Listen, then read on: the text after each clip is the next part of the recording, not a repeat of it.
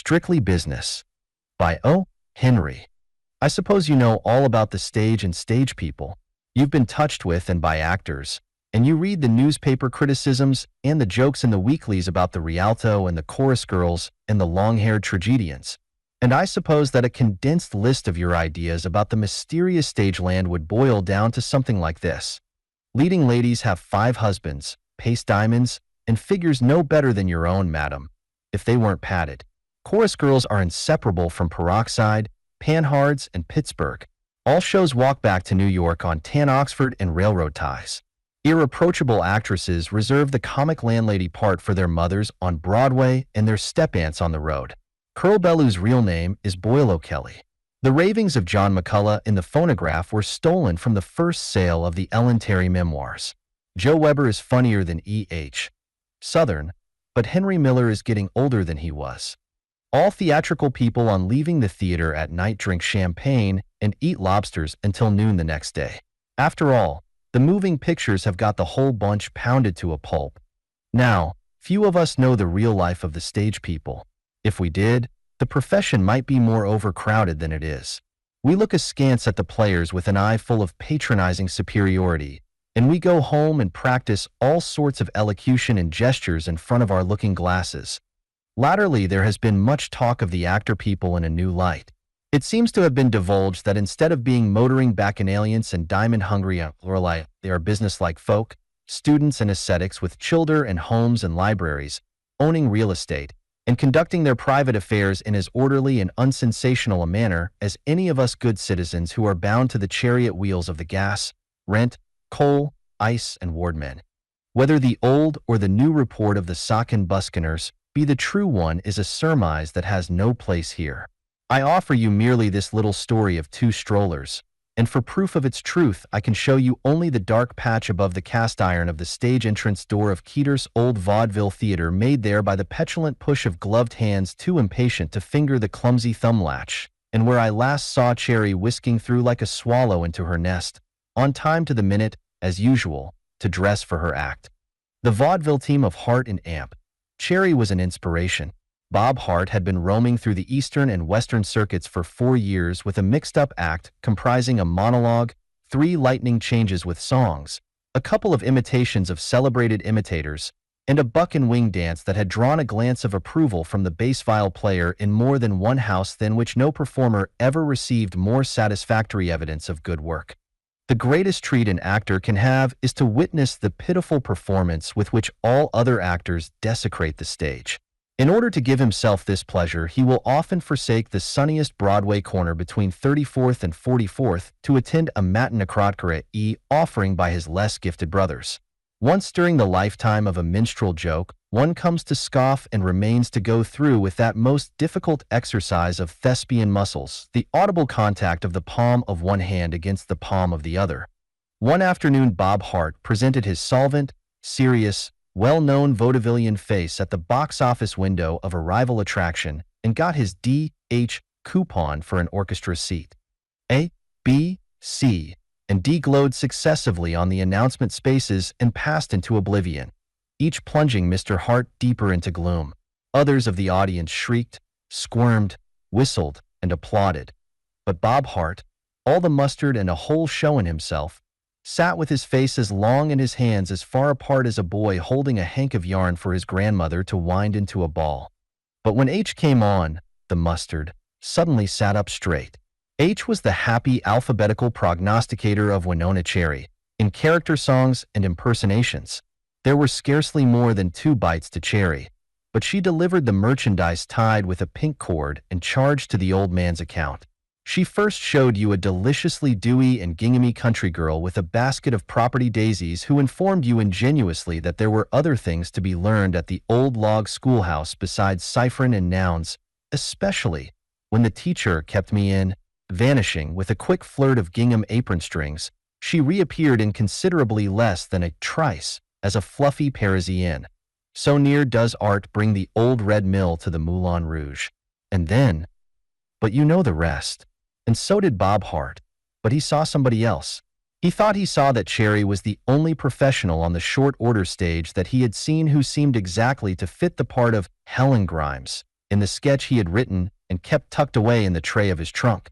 Of course, Bob Hart, as well as every other normal actor, grocer, newspaperman, professor, curb broker, and farmer, has a play tucked away somewhere. They tuck him in trays of trunks, trunks of trees, desks, haymows, pigeonholes, inside pockets, safe deposit vaults, handboxes, and coal cellars, waiting for Mr. Froman to call. They belong among the 57 different kinds. But Bob Hart's sketch was not destined to end in a pickle jar. He called it Mice Will Play. He had kept it quiet and hidden away ever since he wrote it, waiting to find a partner who fitted his conception of Helen Grimes.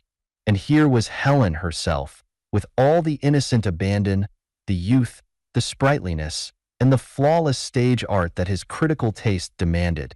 After the act was over, Hart found the manager in the box office and got Cherry's address. At 5 the next afternoon, he called at the musty old house in the West 40s and sent up his professional card. By daylight, in a secular shirtwaist and plain skirt, with her hair curbed and her Sister of Charity eyes, Winona Cherry might have been playing the part of Prudence Wise, the deacon's daughter, in the great, unwritten, New England drama not yet entitled anything. "I know your act, Mr. Hart," she said after she had looked over his card carefully. "What did you wish to see me about?" "I saw you work last night," said Hart. "I've written a sketch that I've been saving up. It's for two, and I think you can do the other part. I thought I'd see you about it." "Come in the parlor," said Miss Cherry. "I've been wishing for something of the sort. I think I'd like to act instead of doing turns." Bob Hart drew his cherished Mice Will Play from his pocket and read it to her. "Read it again, please," said Miss Cherry. And then she pointed out to him clearly how it could be improved by introducing a messenger instead of a telephone call and cutting the dialogue just before the climax while they were struggling with the pistol, by completely changing the lines and business of Helen Grimes at the point where her jealousy overcomes her. Hart yielded to all her strictures without argument. She had at once put her finger on the sketch's weaker points. That was her woman's intuition that he had lacked. At the end of their talk, Hart was willing to stake the judgment, experience, and savings of his 4 years of vaudeville that Mice Will Play would blossom into a perennial flower in the garden of the circuits. Miss Cherry was slower to decide. After many puckerings of her smooth young brow and tappings on her small, white teeth with the end of a lead pencil, she gave out her dictum. "Mr. Hart," said she, "I believe your sketch is going to win out. That Grimes part fits me like a shrinkable flannel after its first trip to a handless hand laundry. I can make it stand out like the colonel of the 44th Regiment at a Little Mother's Bazaar. And I've seen you work. I know what you can do with the other part. But business is business. How much do you get a week for the stunt you do now?" "200, answered Hart. "I get 100 for mine," said Cherry. "That's about the natural discount for a woman. But I live on it and put a few simoleons every week under the loose brick in the old kitchen hearth. The stage is all right. I love it, but there's something else I love better. That's a little country home, someday, with Plymouth Rock chickens and 6 ducks wandering around the yard. Now, let me tell you, Mr. Hart, I am strictly business. If you want me to play the opposite part in your sketch, I'll do it. And I believe we can make it go. And there's something else I want to say. There's no nonsense in my makeup. I'm on the level and I'm on the stage for what it pays me, just as other girls work in stores and offices. I'm going to save my money to keep me when I'm past doing my stunts. No old ladies' home or retreat for imprudent actresses for me. If you want to make this a business partnership, Mr. Hart, with all nonsense cut out of it, I'm in on it. I know something about vaudeville teams in general, but this would have to be one in particular. I want you to know that I'm on the stage for what I can cart away from it every payday in a little manila envelope with nicotine stains on it, where the cashier has licked the flap. It's kind of a hobby of mine to want to cravenette myself for plenty of rainy days in the future. I want you to know just how I am. I don't know what an all-night restaurant looks like. I drink only weak tea. I never spoke to a man at a stage entrance in my life, and I've got money in 5 savings banks." "Miss Cherry," said Bob Hart in his smooth, serious tones, "you're in on your own terms. I've got strictly business pasted in my hat and stenciled on my makeup box. When I dream of nights, I always see a 5-room bungalow on the north shore of Long Island, with a Jap cooking clam broth and duckling in the kitchen, and me with the title deeds to the place in my pongee coat pocket, swinging in a hammock on the side porch, reading Stanley's explorations into Africa, and nobody else around. You never was interested in Africa, was you, Miss Cherry? Not any, said Cherry. What I'm going to do with my money is to bank it. You can get 4% on deposits. Even at the salary I've been earning, I figured out that in 10 years I'd have an income of about $50 a month just from the interest alone. Well, I might invest some of the principal in a little business, say, trimming hats or a beauty parlor, and make more. Well, said Hart, you've got the proper idea, all right, anyhow. There are mighty few actors that amount to anything at all who couldn't fix themselves for the wet days to come if they'd save their money instead of blowing it. I'm glad you've got the correct business idea of it, Miss Cherry. I think the same way, and I believe this sketch will more than double what both of us earn now when we get it shaped up. The subsequent history of Mice Will Play is the history of all successful writings for the stage. Hart and Amp. Cherry cut it, pieced it, remodeled it, performed surgical operations on the dialogue and business, changed the lines, restored him, added more, cut him out, renamed it, gave it back the old name, rewrote it, substituted a dagger for the pistol, restored the pistol, put the sketch through all the known processes of condensation and improvement. They rehearsed it by the old-fashioned boarding house clock in the rarely used parlor until its warning click at 5 minutes to the hour would occur every time exactly half a second before the click of the unloaded revolver that Helen Grimes used in rehearsing the thrilling climax of the sketch. Yes, that was a thriller and a piece of excellent work. In the act, a real .32 caliber revolver was used loaded with a real cartridge. Helen Grimes, who is a Western girl of decidedly Buffalo Billy-ish skill and daring, is tempestuously in love with Frank Desmond, the private secretary and confidential prospective son-in-law of her father, Arapahoe Grimes, $250,000 cattle king, owning a ranch that, judging by the scenery, is in either the Badlands or Amagansett. L.I. Desmond, in private life Mr. Bob Hart, wears puttees and Meadowbrook hunt riding trousers, and gives his address as New York, leaving you to wonder why he comes to the Badlands or Amagansett, as the case may be, and at the same time to conjecture mildly why a cattleman should want puttees about his ranch with a secretary in him. Well, anyhow, you know as well as I do that we all like that kind of play, whether we admit it or not, something along in between Bluebeard Jr. and Cymbeline played in the Russian. There were only 2 parts and a half in Mice Will Play. Hart and Cherry were the 2, of course, and the half was a minor part always played by a stagehand, who merely came in once in a tuxedo coat and a panic to announce that the house was surrounded by Indians, and to turn down the gas fire in the grate by the manager's orders. There was another girl in the sketch, a Fifth Avenue society swelless who was visiting the ranch and who had sirened Jack Valentine when he was a wealthy clubman on Lower 3rd Avenue before he lost his money. This girl appeared on the stage only in the photographic state Jack had her sarong stuck up on the mantel of the Amagun of the Badlands drawing room. Helen was jealous, of course. And now for the thriller. Old Arapahoe Grimes dies of angina pectoris one night, so Helen informs us in a stage ferryboat whisper over the footlights while only his secretary was present. And that same day he was known to have had $647,000 in cash in his ranch library just received for the sale of a drove of beeves in the East. That accounts for the price we pay for steak. The cash disappears at the same time. Jack Valentine was the only person with the ranchman when he made his alleged croak. God knows I love him, but if he has done this deed, you sabe, don't you? And then there are some mean things said about the Fifth Avenue girl who doesn't come on the stage, and can we blame her, with the vaudeville trust holding down prices until one actually must be buttoned in the back by a call boy. Maids cost so much? But wait, here's the climax. Helen Grimes, chaparralish as she can be, is goaded beyond imprudence. She convinces herself that Jack Valentine is not only a falsetto, but a financier.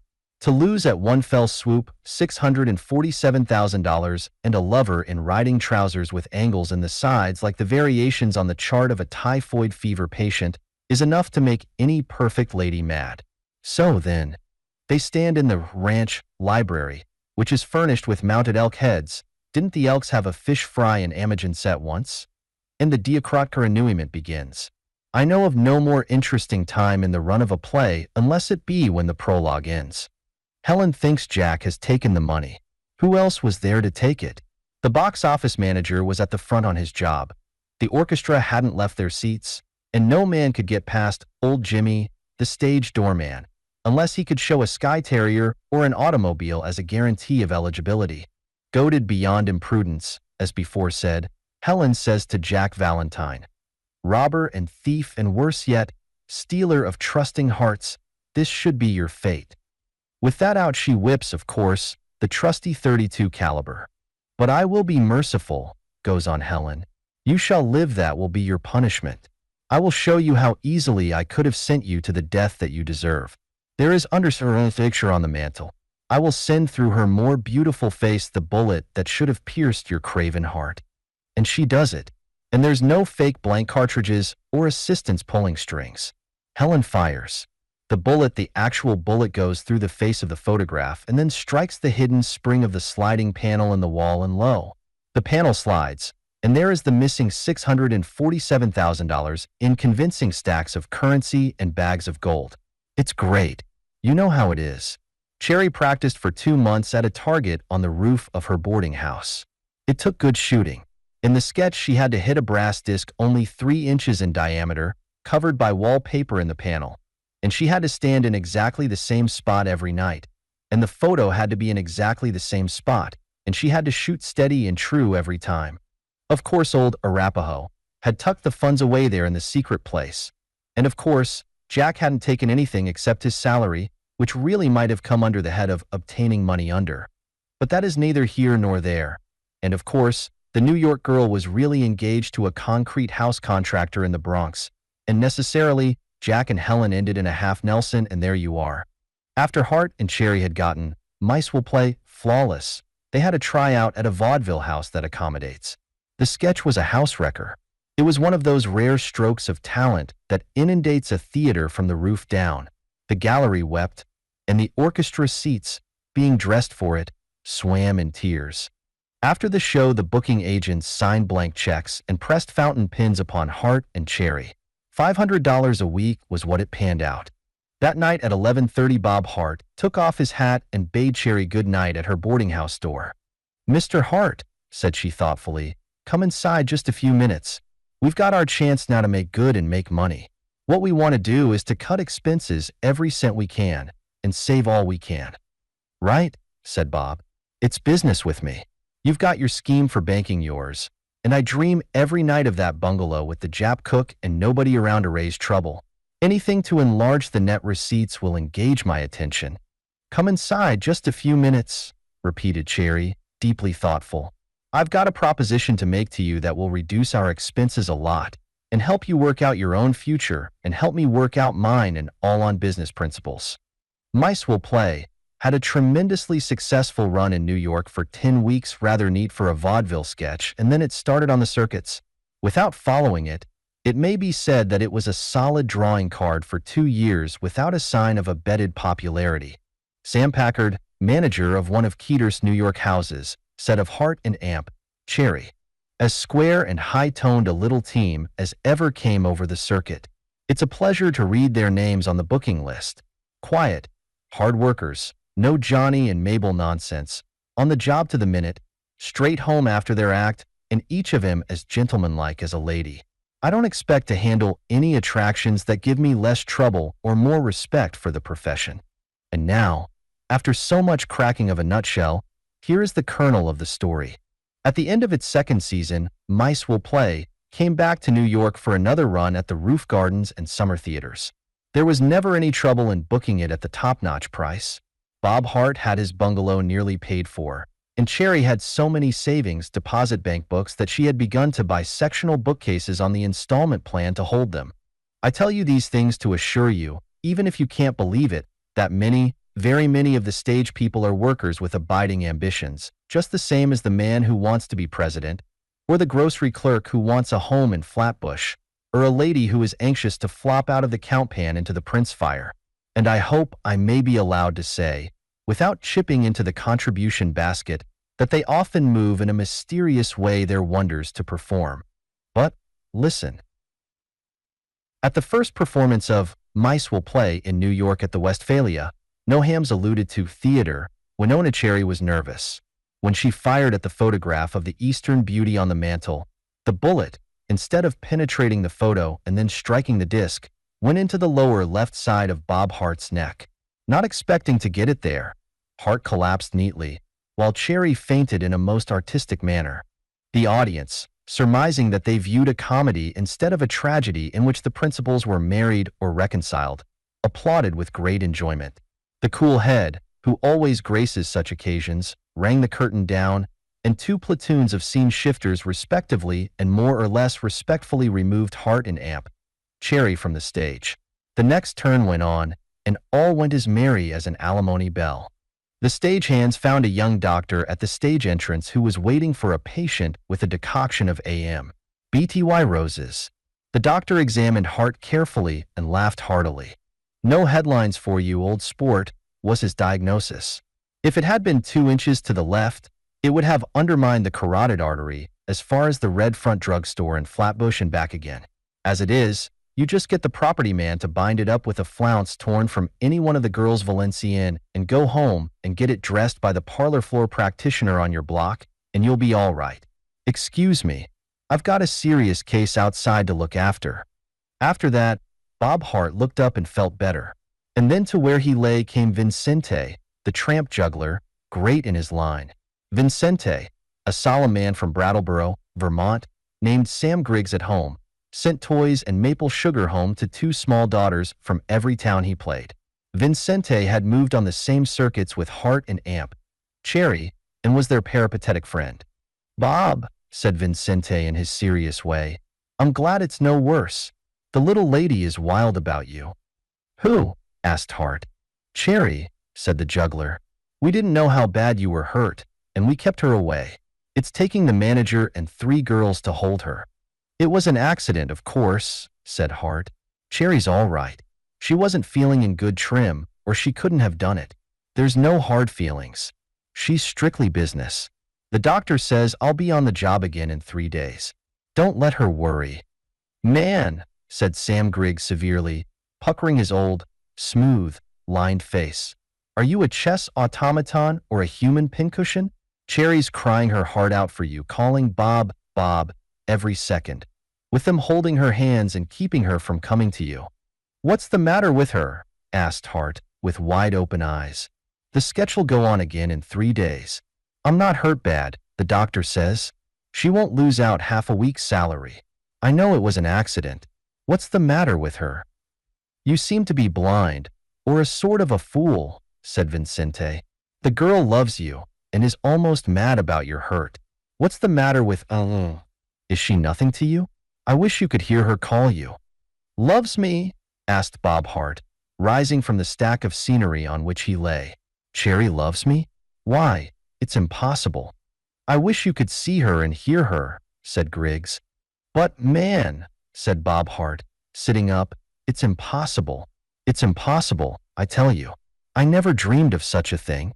"No human being," said the tramp juggler, "could mistake it. She's wild for love of you. How have you been so blind?" "But, my God," said Bob Hart, rising to his feet, "it's unlaying. It's too late, I tell you, Sam. Honestly, it's too late. It can't be. You must be wrong. It's impossible sir. There's some mistake." "She's crying for you," said the tramp juggler. "For love of you, she's fighting 3, and calling your name so loud they don't dare to raise the curtain. Wake up, man." "For love of me," said Bob Hart with staring eyes. "Don't I tell you it's too late? It's too late, man. Why, Cherry and I have been married 2 years.